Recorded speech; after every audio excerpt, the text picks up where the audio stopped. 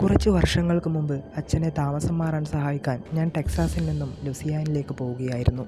ഹൈവേയുടെ അരികിലുള്ള ഒരു ചെറിയ അഴുക്ക് പിടിച്ച ഹോട്ടലിൽ എനിക്ക് നിൽക്കേണ്ടി വന്നു. രാത്രി ഒരുപാട് വൈകിയിരുന്നു. എനിക്ക് താമസിക്കാൻ വേറെ ഒരു മാർഗമില്ലായിരുന്നു. അവിടെ ആരാണ് എൻ്റെ ചെക്ക് ഇൻ ചെയ്തതെന്ന് എനിക്ക് ഓർമ്മയില്ല. കണ്ണ് തുറക്കാൻ പോലും കഴിയാത്ത അത്രയും ഉറക്കത്തിലായിരുന്നു ഞാൻ. കട്ടിലിരുന്ന് ഷൂസ് അഴിച്ചത് മാത്രം എനിക്ക് ഓർമ്മയുണ്ട്.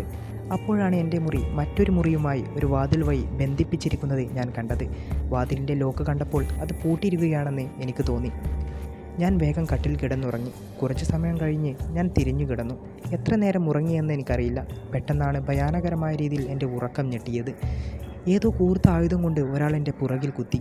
ഞാൻ നിലവിളിച്ചുകൊണ്ട് കട്ടിൽ നിന്നും താഴേക്ക് വീണു. ആ ഇരുട്ടിൽ ഞാൻ ഒരാളെ കണ്ടു.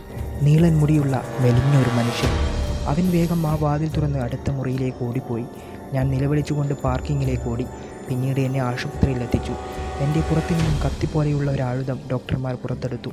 ഞാൻ പിന്നീട് ഒരിക്കലും ആ ഹോട്ടലിലേക്ക് പോയിട്ടില്ല. അതാരായിരുന്നുവെന്നോ എന്താണ് സംഭവിച്ചതെന്നോ ഇന്നും എനിക്കറിയില്ല.